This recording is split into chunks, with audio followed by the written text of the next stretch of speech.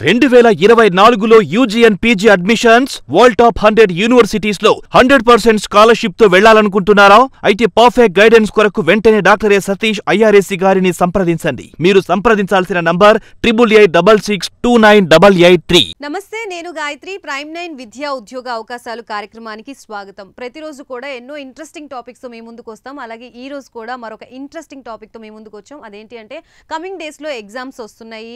10th కానీ, inter కానీ, degree కానీ ఎగ్జామ్స్ సీజన్ అయితే నడుస్తుంది. సో దీనికి సంబంధించి స్టూడెంట్స్ ఈరంతా ఎంజాయ్ చేసి ఉంటారు. ఈరంతా చదివిన వాళ్ళు ఎంత టెన్షన్ పడతారో ఈరంతా ఎంజాయ్ చేసిన వాళ్ళు అంతే టెన్షన్ పడుతూ ఉంటారు. సో చదివింది ఎలా గుర్తుపెట్టుకోవాలి, అలాగే ఈజీగా సింపుల్గా చదివిన వాటిని డిస్ట్రాక్ట్ అవ్వకోకుండా మైండ్లో పెట్టుకోవాలి అంటే చిన్న చిన్న టిప్స్ అయితే కావాలి. సో దానికి సంబంధించి సతీష్ గారు ఇప్పుడు మనతో పాటు స్టూడియోలో అందుబాటులో ఉన్నారు. సతీష్ గారిని అడిగి ఎలా చదివితే గుర్తుంటుంది అనే దాని గురించి కొన్ని టిప్స్ అయితే తెలుసుకుందాం. నమస్తే సతీష్ గారు. సతీష్ గారు, ఇప్పుడు ఎగ్జామ్స్ సీజన్ అయితే వస్తుంది. ఎగ్జామ్స్ షెడ్యూల్ అయితే రిలీజ్ అయింది. అందరూ ఇప్పుడు సంక్రాంతి వైబ్లో ఉన్నారు. వన్స్ సంక్రాంతి వైబ్ అయిన తర్వాత మన వీడియో చూస్తే ఇంకొంచెం సింపుల్గా వాళ్ళకి ఎగ్జామ్స్ టైంలో టెన్షన్ లేకుండా రిలాక్సేషన్గా చదువుకోవడం ఎలా అనే దాని గురించి కొన్ని టిప్స్. అంటే కొంతమంది పొంగల్ హాలిడేస్ని కూడా ఎంజాయ్ చేసే పరిస్థితులు లేరులేండి. ఇప్పుడు మొన్న చెప్తున్నాండి, మా ఫ్రెండ్ ఒక అతను ఉంటాడండి, సత్య అని ఉంటాడు ఇక్కడే మన ఖైరతాబాద్లో. ప్రతి సంవత్సరం పండగకి వెళ్తున్నాను, ఈ సంవత్సరం వెళ్ళట్లేదు అన్నాడు. నాకు నిన్న ఫోన్ చేసి ఎందుకు వెళ్ళట్లేదు అని అడిగాను నేను. మా అబ్బాయి 10th క్లాస్ ఆడు సరిగ్గా ఉంటాడో ఉండడో తెలియదు, ముందు పాస్ అయ్యే మార్కులు ఎక్కువ రావాలి కదా, ఇప్పుడు నా ప్రస్తుతానికి ఆ మూడు లేదని చెప్తున్నాడు. ఈ ఇయర్ సంక్రాంతి జరుపుకోపోయినా పర్లేదు, వచ్చేసారి జరుపుకోవచ్చు, ముందు ఇది ఇంపార్టెంట్, ఈ గండం కట్టెక్కలరా బాబు అని అంటున్నాడు. అలా ఏంటంటేనండి, అన్ఫార్చునేట్గా ఎగ్జామ్స్ ముందే మనకి బిగ్ ఫెస్టివల్ వస్తుంది. పాపం నిజంగా సీరియస్గా చదువుకున్న విద్యార్థులు ఒక ఐఐటీ ఇలాంటి పాపం కాంపిటేటివ్ ఎగ్జామ్స్ రాసేవాళ్ళైనా, అకాడమిక్ ఎగ్జామ్స్ రాసేవాళ్ళకైనా ఫుల్ ప్లెడ్జ్గా పాపం ఎంజాయ్ చేసే అవకాశం కూడా లేనటువంటి సందర్భం. ఇప్పుడు దసరా వేరండి, అది కొంచెం పర్లేదు, కొంచెం నవంబర్ లేకపోతే అక్టోబర్లో వస్తుంది కాబట్టి చిన్నపిల్లలకి ఇబ్బంది ఉండదండి. అంటే 9th క్లాస్ లోపు వరకు కూడా మీరు చక్కగా ప్లాన్ చేసుకోవచ్చు. పాపం 10th, 11th, 12th వాళ్ళకి మాత్రం డెఫినెట్గా క్రూషియల్ టైమే. మళ్ళీ ఇంజనీరింగ్ వాళ్ళకి పెద్ద ఇబ్బంది ఉండదు, ఎందుకంటే సెమిస్టర్ అయిపోయి గ్యాప్లో ఉన్నారు వాళ్ళు. గ్రాడ్యుయేషన్ వాళ్ళు అందరూ కూడానండి సెమిస్టర్ అయిపోయి గ్యాప్లో ఉన్నారు, ఇది ఫ్రీ టైం వాళ్ళకి. అసలు రిస్క్ అంతా ఉన్నది ఎంతంటే 10th, 11th, 12th ఉంటుందండి ఎక్కువగా ఆత్మంగా. సో అందు గురించి ఏంటంటేనంటే డెఫినెట్గా ఇది నేనేమంటానంటే కంప్లీట్గా మీరు ఒక 10 రోజులు, వారం రోజులు వెళ్ళిపోయి ఎంజాయ్ చేసే పరిస్థితి ఏదైనా ఉంటే దయచేసి ఈ క్లాసులో ఉన్నవాళ్ళు మాత్రం కొంచెం హోల్డ్ చేయండి ఈ ఇయర్ని. పర్టికులర్గా 10th క్లాస్ విద్యార్థులకి నేను చెప్పి సలహా కానివ్వండి, 11th కానీ 12th కానీ కాంపిటేటివ్ ఎగ్జామినేషన్ 12thకి సంబంధించి. మిగిలిన కాంపిటేటివ్ ఎగ్జామ్స్ ఇప్పుడు ఏం లేవు, గేట్ అయిపోయింది ఆల్రెడీ, క్యాట్ ఎగ్జామ్ అయిపోయింది, లేకపోతే మిగతా ఎగ్జామ్స్ పెద్దగా ఏమి ఉండవండి ఈ టైంలో. సో అది మనం ఆ పర్టికులర్ గ్రూప్ ఆఫ్ పీపుల్ని మనం చూసుకున్నట్లయితే ఎగ్జామ్స్కి సంబంధించి నేను చెప్పే విధానం ఏంటంటేనండి, చాలామంది స్కూల్స్లో జరుగుతున్నటువంటి విధానం ఏంటంటేనండి, 10th క్లాస్ పిల్లలకు వచ్చేటప్పటికి మనకి అప్పుడు దాకా పబ్లిక్ ఎగ్జామ్ రాసి ఉంటారు కదండి వాళ్ళు. అంటే మీరు 6th నుంచి 10th దాకా 9th దాకా పబ్లిక్ ఎగ్జామ్ ఉండదండి ఇండియాలో, అంతే కదండి. వాళ్ళు ముందుకు వచ్చేస్తూ ఉంటారు, ప్రమోట్ అవుతారు కదా. అసలు పబ్లిక్ ఎగ్జామ్ ఎలా ఉంటుందో తెలియదు అడిగి. జీవితంలో ఫస్ట్ టైం పబ్లిక్ ఎగ్జామ్ రాసి 10th క్లాస్లో రాస్తాడు. మీరు అలాగే రాశారా, లేకపోతే అప్పట్లో 7th ఉందా? ఉందా? నువ్వు రాసినప్పుడు 7th ఉందా? ఇప్పుడు అది కూడా లేదు. మేము రాసినప్పుడు 5వ తరగతిలో కూడా ఉంది. అంటే 7th ఫెయిల్ అయితే ఆపేసేవారు కదా నిన్ను. ఇప్పుడు ఆపరు. ఇప్పుడు ఏమవుతుందంటే పబ్లిక్ ఎగ్జామ్ అంటే ఎలా ఉంటుందో కూడా తెలియదు. ఆ టెన్షన్ వీళ్ళని విపరీతంగా ఇబ్బంది పెడుతుంది. ముందు ఆ ఫీర్ ఇబ్బంది పెట్టేస్తుందండి. ఇప్పుడు 11th రాసినోడికి 12th రాసినప్పుడు అంత జర్క్ ఉండదు. అలా 11th రాశాడు కదా ఓ పబ్లిక్ ఎగ్జామ్ స్టేట్ గవర్నమెంట్ అయితేనే. ఇది అలా వచ్చే 10th క్లాస్ రాసే విద్యార్థులు ఎవరైతే ఉన్నారో డెఫినెట్గా చాలా చాలా క్రూషియల్ టైం అండి. మనం అది అర్థం చేసుకోవాలి. ఒకటి. రెండోది ఏంటంటే అప్పుడు దాకా ఎగ్జామ్ లేకుండా ప్రమోట్ చేసి స్కూల్లో ఇంటర్నల్గా ఎగ్జామ్ పెట్టి వచ్చేసారు కాబట్టి సడన్గా ఇప్పుడు 10th క్లాస్లోకి వచ్చినప్పటికీ అంత సిలబస్ అని చదివి గుర్తుపెట్టుకోలేరు వాళ్ళు. ఎందుకంటే ఎక్కువగా మెజారిటీ ఆఫ్ ద కేసెస్లో మెమరీ బేస్డ్ ఎక్కువ ఉంటుందండి. అంటే అర్థం చేసుకుని రాయొచ్చు, బట్ కాకపోతే చాలా స్కూల్స్లో క్వాలిటీ ఆఫ్ ఎడ్యుకేషన్ సరిగ్గా లేకపోవడం వల్ల క్వశ్చన్ అండ్ ఆన్సర్స్ బట్టి కొట్టిస్తారు. ఒరే బాగా తిను, బాగా వామిటింగ్ చేయి, నువ్వు ఎంత తింటే అంత వామిటింగ్ చేయమని చెప్తారు వాడికి. సో అందువల్ల ఏంటంటేనంటే ఈ 10th క్లాస్ విద్యార్థులకు నేను చెప్పేది ఏంటంటే దయచేసి ఎగ్జామ్స్ 2 నెలలు ఉన్నాయి, 3 నెలలు ఉన్నాయి, టైం సరిపోతుంది, లాస్ట్లో చదివేస్తే వచ్చేస్తుంది అని దయచేసి మీరు అనుకోవద్దు. డెఫినెట్గా ప్రతి రోజుని కూడా సీరియస్గా మీరు దాన్ని తీసుకోవాలి. ఒకటి. రెండోది, ప్రీవియస్ ఇయర్ పేపర్స్ చక్కగా పక్కన పెట్టుకుని మీరు చదువుకుంటూ చేస్తారు కాబట్టి సిలబస్ ఆల్రెడీ అయిపోయినటువంటి విద్యార్థులు ఉంటారు చాలామంది 10th. ఇప్పుడు రివిజన్లో ఉంటారు కదా. రివిజన్ చేసేటప్పుడు చదివేటప్పుడు తీసుకోవాల్సినటువంటి జాగ్రత్త ఏంటంటే మీకు ఏదన్నా ఒక కంటెంట్ కానీ ఒక చాప్టర్ కానీ మ్యాథమెటిక్స్ సైన్స్లో లాంటి సబ్జెక్టులో అర్థం కాకపోతే దయచేసి కంప్లీట్గా దాన్ని బట్టి కొట్టడానికి ట్రై చేయొద్దు. బట్టి కొట్టినా కూడా అన్నీ మీకు గుర్తుండదు. అందరూ ఎక్కువ ఫుడ్ తినలేరు. ఒకడు 2 బిర్యానీలు తింటాడు, ఒకడు 1 తింటాడు, ఒకడు 3 తింటాడు, అసలు ఒకడు బిర్యానీ కూడా తినలేడు. మీరు ఆడి దగ్గరికి పట్టుకెళ్ళి 3 తిను అంటే తినలేడు కదంటే. అందువల్ల ఏంటంటే ఆ కెపాసిటీని మీరు అసెస్మెంట్ చేసుకుని దయచేసి, ఎందుకంటే అంత మెమొరీ అందరికీ ఉంటుందంటే. అంటే 10th క్లాస్ అంటే మెజారిటీ ఆఫ్ ది నాలెడ్జ్ కంటే మెమొరీ బేస్డ్ ఎక్కువ ఉంటుంది కాబట్టి.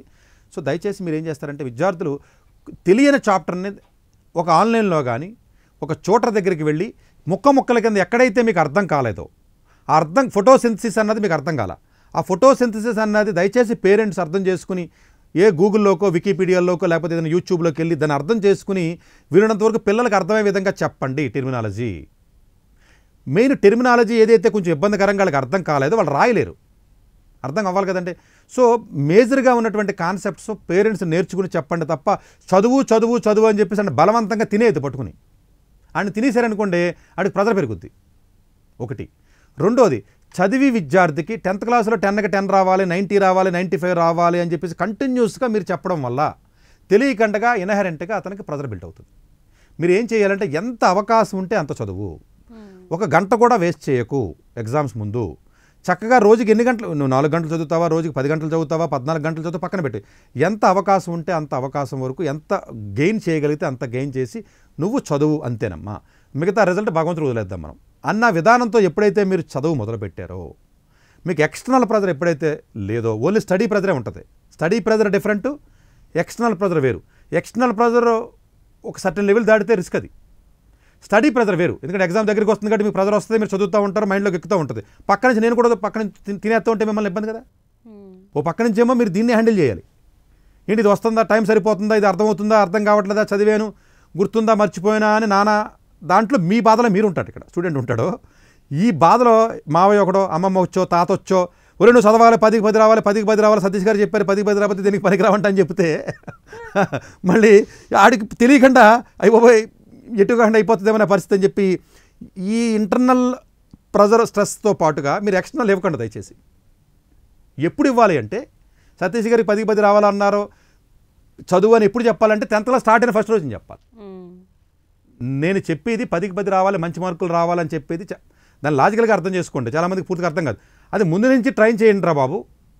ముందు నుంచి మీరు చక్కగా చెప్పి మార్కుల యొక్క వాల్యూని చెప్పి చక్కగా నెమ్మదిగా ముందు నుంచి కూడా భోజనం కొంచెం పెట్టుకుంటారండి. ఆడ స్టమక్ కెపాసిటీ పెరిగిన తర్వాత 2 బిర్యానీలు పెడతారో లేకపోతే పొట్టనంటే నింపండి అని చెప్తున్నాను. అంతే తప్ప సతీష్ గారు మార్కులు కావాలి ఇంపార్టెంట్ లేకపోతే కుదరదు అన్నారు కదా అని ఎగ్జామ్ ముందు 2 నెలల ముందో 3 నెలల ముందో మీరు ఇమీడియట్గా నోరంతా పైకి తెరిచి లోపల 4 బిర్యానీలు కుక్కుతానంటే అవ్వదు. అంటే ప్రెజర్ని ఎక్స్టర్నల్ ప్రెజర్ని ఈ టైంలో అసలు ఇవ్వకూడదు. కానీ ఇప్పుడున్న పేరెంట్స్ అయితే కంపారిజన్స్తో ఎక్కువగా పిల్లలకి ప్రెజర్ పెడుతూ మొత్తం పోతాయి. మీకు ప్రెజర్ పెట్టిన మీరు మిమ్మల్ని గట్టిగా ఇంటికి వెళ్ళిన తర్వాత మీ హస్బెండో లేకపోతే మీ అత్తగారో లేకపోతే మీ మాంగారో ఆఫీసులో బాస్ ఎవడో నాలాంటోడు సాడిస్ట్ గాడో ఎవడో గట్టిగా రోజు పొద్దున్న మధ్యాహ్నం సాయంత్రం తిడుతున్నాడు అనుకోండి, అసలు మీకు తాడు తెగిపోద్ది, తెంపేస్తారా అంతే కదండి. అంటే మీరు ఒక్కొక్క మనిషికి ఒక్కొక్క దానికి ఒక లిమిట్ ఉంటుంది కదండి. స్ట్రెచ్ అవ్వడానికి కూడా ఒక లిమిట్ ఉంటుంది ప్రతి మనిషికి. అది బియాండ్ దాటింది అనుకోండి కష్టం. అందువల్ల ఏంటంటే చిన్నపిల్లలు కాబట్టి వాళ్ళకి అర్థమయ్యే విధంగా మీరు చెప్పాలి. ఒక పిల్లవాడు సరిగ్గా చదవలేదు అంటే నా భాషలో నేను చెప్పాలి అంటేనండి తల్లిదండ్రులది ఎక్కువగా తప్పు ఉంటుందండి ఇందులో. ఇప్పుడు మీ ఇంట్లో ఎవరో ఒక పిల్లడు ఉన్నాడు అనుకోండి, చదువుకునే పిల్లడు, అది సరిగ్గా చదవకపోతే మిమ్మల్ని తిట్టాలి నేను. అంటే దానికి సంబంధించినటువంటి ఇన్ఫర్మేషను అవేర్నెస్ దాని వాల్యూవో అర్థం కాకపోతే మీరు చెప్పడమో లేకపోతే చెప్పించడమో. దట్ స్టూడెంట్స్ ఐక్యూ పవర్ అనేది అందరికీ ఒకలాగా కూడా ఉండదు. ఉండంది మీరే అసెస్మెంట్ చేసుకుని ముందు నుంచి ఇప్పుడు అంతే కదండి. మీరు 4 కిలోమీటర్లు పరిగెట్టాలంటే నాకు స్టామినా ఉంది, 2 రోజుల్లో పరిగెడతా, మీరు 10 రోజులు పట్టొచ్చేమో పట్టనే. దాన్ని దృష్టిలో పెట్టుకుని చేయాలి. ఒకటి ముందు నుంచి మీరేమో మొబైల్ ఇచ్చి ఫోన్ ఇచ్చి సినిమాలకు తిప్పి పండగలకి దీపావళికి అక్కడికి ఇక్కడికి ఎక్కడ ఏ పండగ పడితే ఆ పండగకి తిప్పి ఫంక్షన్లకు తిప్పి ఫ్రెండ్స్ పార్టీలకు తిప్పి బర్త్డే పార్టీలకు పంపించి సాయంత్రం మాటలేమో లేకపోతే ఫ్రెండ్స్ ఇంటికి పంపించి అన్నీ చేసి లాస్ట్ 2 నెలల 3 నెలలు కూర్చోబెట్టి మార్కులు అంటే ఏం చేస్తాడు? మీరు ఒక అలవాటుని బాడీకి ఒక సిస్టమేటిక్ సీక్వెన్స్లో రావాలి కదండి బాడీకి. ఇప్పుడు తల్లిదండ్రులు చేస్తున్న తప్పండి ఇది. మీకు మొబైల్కి నేను అలవాటు చేశానండి 10th క్లాస్ పిల్లవాడికండి. సడన్గా 2-3 నెలల ముందు 3 నెలల ముందు మొబైల్ తీసేసుకుని చదువుతావు అంటే ఏం చేస్తారంటే ఒకదానికి అడిక్ట్ అయిపోయిన తర్వాత అది లేకపోయినా కూడా చదవలేని పరిస్థితి ఉంది ఇప్పుడు స్టూడెంట్స్.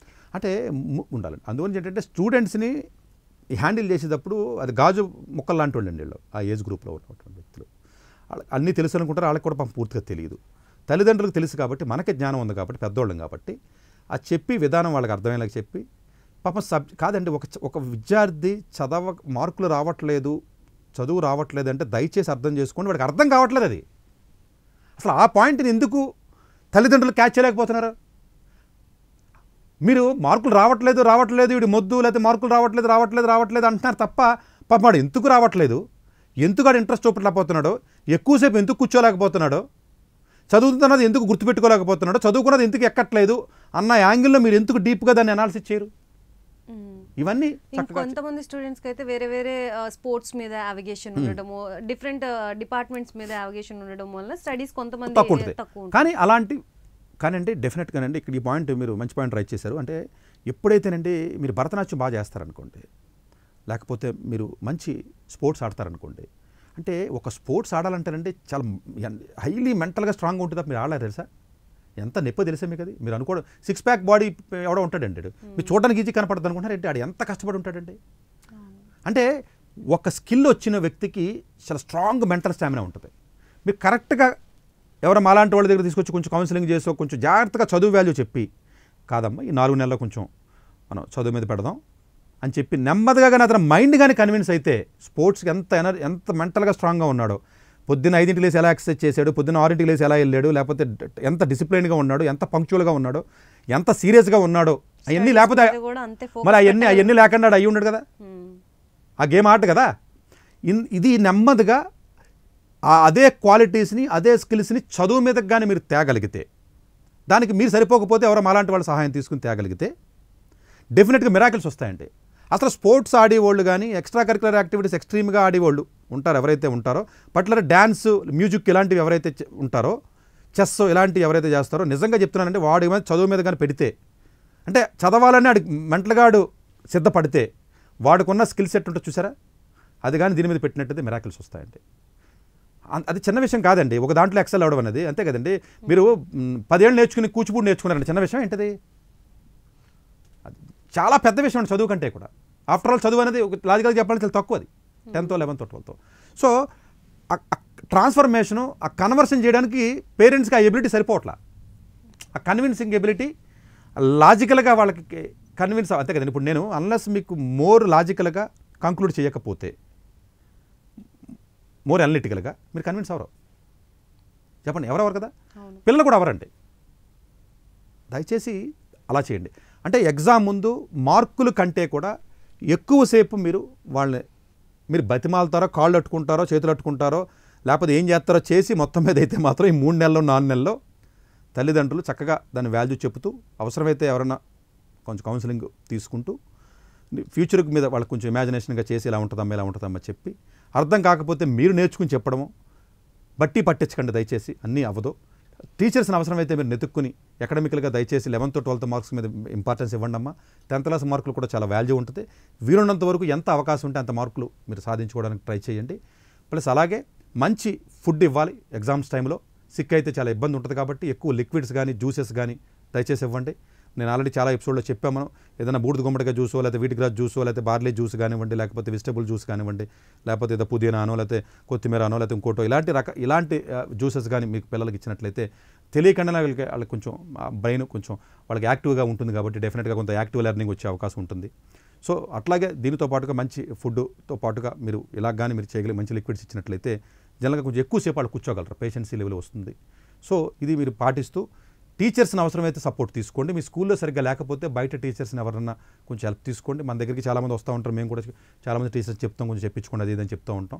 డెఫినెట్గా కొంత అవసరమైతే కౌన్సిలింగ్, ఈ 2 నెలల 3 నెలలు ఎలా చదవాలి, ఏంటి, ఎలాంటి జాగ్రత్తలు తీసుకోవాలి. ఎందుకంటే స్టూడెంట్ని చూస్తే తప్ప మేము కూడా చెప్పలేమండి, అంటే ఎక్కడ ఆడు బ్రేక్ పడుతుంది. లాజికల్లీ ఏ ప్లేస్లో కన్విన్స్ అవుతాడు అనే దాన్ని బట్టి తెలియాలి కదండి. అది మాకంటే జస్ట్ 5 నిమిషాలు అర్థమైపోతారు కాబట్టి మాకు ఈజీ. ప్లస్ మోర్ ఓవర్ ఏంటంటే ఎందుకు అతను చదవలేకపోతున్నాడు, ఎక్కడ స్టక్ అవుతున్నాడో చూసి ఆ మున్ని మనం ఇప్పాలి. మీరు అలా లేనప్పుడు మీకు వాటర్ ఆగిందంటే ఎక్కడ ఆగిందో తెలియాలి కదండి. సో ఇవి కొంచెం తల్లిదండ్రులు కొంచెం జాగ్రత్త తీసుకోండి. వాళ్ళ చిన్నపిల్లలు కాబట్టి 10th 11th 12th అనేది ఏదైతే ఇంకా డిగ్రీ కూడా ఎలా చదవాలి, ఇంజనీరింగ్ కూడా ఎంటెక్ కూడా ఎలా చదవాలి మనం చెప్పకూడదు. అది ఆటోమేటిక్గా మెచ్యూరిటీ వచ్చినటువంటి వయసే కాబట్టి వాడి జీవితాన్ని ఆడు గొయ్యి ఆడన తవ్వుకోవాలి, అది ఎవడని తిత్తా గోతులన్నా పడాలి, వాళ్ళకి మనం చెప్పకూడదు. చిన్నపిల్లలు అలా కాదండి. మెజారిటీ ఆఫ్ ది ఇష్యూస్లో మీకు తల్లిదండ్రుల పాత్ర ఉంటుంది కాబట్టి దయచేసి మీరు పొద్దున 6ంటికి 7ంటికి ఉద్యోగానికి వెళ్ళిపోయి సాయంత్రం 10ంటికి వచ్చేయడం, పిల్లల్ని ఎక్కడో హాస్టల్లో పడేయడం, లేకపోతే ఎక్కడో పడేయడం అలా కాకుండా దయచేసి 2 నెలలు అవసరమైతే మీరు లీవ్ పెట్టైనా సరే మీరు కొంచెం నేర్చుకునైనా తల్లిదండ్రులు ఎవరో ఒకళ్ళండి కొంత రోల్ తీసుకుని, ఎందుకంటే మీరు ఎంత చేసినా ఎంత సంపాదించినా ఎంత ఎదిగినా పిల్లవాడు సరిగ్గా సెటిల్ అవ్వకపోతే ఆ బాధ చనిపోయే క్షణం వరకు ఉంటుంది. అంటే ఈ మాట నేను వాడడానికి కొంచెం బాధాకరంగా ఉన్నప్పటికీ కూడా నేను వాడక తప్పట్లేదు, ఎందుకంటే అర్థం అవ్వాలనే ఉద్దేశంతో. అంతే కదండి, ఎంతోమందిని మేము పేరెంట్స్ని చాలామందిని చూసాం కాబట్టి డెఫినెట్గా పిల్లల కెరియర్కి సంబంధించి పిల్లల ఎడ్యుకేషన్ అనేది చాలా చాలా అవసరం. దయచేసి అవసరమైతే కొంత మీరు సాక్రిఫై చేసి ఏదో ఒక రకంగా వాళ్ళని మీరు కొంచెం ముందుకు తీసుకెళ్లే విధానంగా ఈ టిప్స్ పాటిస్తూ కొంచెం బెటర్గా పెర్ఫామ్ చేసే విధంగా మీరు ట్రై చేయండి. నెక్స్ట్ ఇయర్ నుంచి అయినా కనీసం ముందు నుంచి మీరు జాగ్రత్త పడి వీక్నెస్లకి లేకపోతే అలవాట్లకి లేకపోతే ఇంకోటి మీరు కాకుండా కొంత స్ట్రిక్ట్గా ఉంటూ కొంత బుజ్జగిస్తూ, అంతే కదండి. ఇప్పుడు మదర్సా అది ఎక్కడ వదలాలో ఎక్కడ పట్టుకోవాలన్నట్టుగా సామి చెప్పినట్టుగా అది కొంచెం మీరు జాగ్రత్తగా వాళ్ళకి చూసుకో. అవసరమైతే వాళ్ళు సరిగ్గా అర్థం చేసుకోలేకపోతే మీ మాటలో కొంచెం ఎవరైనా తెలిసిన వ్యక్తులు ఎవరైనా అలాంటి వ్యక్తులతో అయినా సరే మాట్లాడించి వాళ్ళకి ఆ వాల్యూ అర్థమయ్యేలాగా మనం చక్కగా చెప్పగలిగితే ఒక్కసారి మనిషి కన్విన్స్ అయితే మర్డర్ చేస్తారండి. మీరు కన్విన్స్ అయితే మీరు కూడా మర్డర్ చేస్తారు. మైండ్ కన్విన్స్ అయిపోవాలి. అందువల్ల ఏంటంటే ఒక మనిషి చదవడం మార్కులు తెచ్చుకోవడం అన్నదే చాలా చాలా చిన్న విషయం. కన్విన్స్ అవ్వాలి. ఆ కన్విన్సింగ్ ఎబిలిటీ పేరెంట్స్కి ఉండదు చాలా సందర్భాల్లో. ఏదో ఒక రకంగా కానీ అతను కన్విన్స్ అవ్వగలిగితే 360 degreesలో కూడా కన్విన్స్ అవ్వగలిగితే డెఫినెట్గా చదువుతారంటే. మేము చాలామందిని అలాగా మార్చిన సందర్భాలు కూడా ఉన్నాయి. సో డెఫినెట్గా ఈ సూచన పాటించినట్లయితే ఇంక వాళ్ళకి ఇబ్బంది ఉంది. Thank you so much Satish గారు. సో చూసారు కదా, ఎంత సంపాదించినా ఎంత బిజీ లైఫ్లో ఇద్దరు వైఫ్ అండ్ హస్బెండ్ కష్టపడినా కూడా పిల్లల కోసము వాళ్ళ ఫ్యూచర్ కోసమే కాబట్టి ఈ 3 months ఎగ్జామ్స్ సీజన్ పీరియడ్ వరకు కూడా వాళ్ళని కొంచెం అబ్జర్వ్ చేస్తూ వాళ్ళకి సంబంధించినవన్నీ కూడా ఏమంటారు ఫుడ్ కానీ సంబంధించిన జాగ్రత్తలు కూడా తీసుకొని వాళ్ళ ఫ్యూచర్కి మంచిగా హెల్ప్ఫుల్గా ఉంటారు పేరెంట్స్ అందరూ కూడా. అలాగే పేరెంట్స్ ఇచ్చిన సపోర్ట్తో వాళ్ళు కూడా బెటర్గా చదువుకొని మంచిగా సక్సెస్ అవుతారు అని కోరుకుంటున్నాం. సో ఇది ఇవాల్టి ప్రైమ్9 విద్యా ఉద్యోగ అవకాశాల కార్యక్రమం. మరొక కార్యక్రమంతో మళ్ళీ కలుద్దాం. అంతవరకు సెలవు. నమస్తే. 2024లో UG and PG admissions world top 100 universities లో 100% స్కాలర్షిప్ తో వెళ్లాలనుకుంటున్నారా? అయితే పర్ఫెక్ట్ గైడెన్స్ కొరకు వెంటనే డాక్టర్ ఏ సతీష్ ఐఆర్ఎస్సి గారిని సంప్రదించండి. మీరు సంప్రదించాల్సిన నంబర్ 8886698883.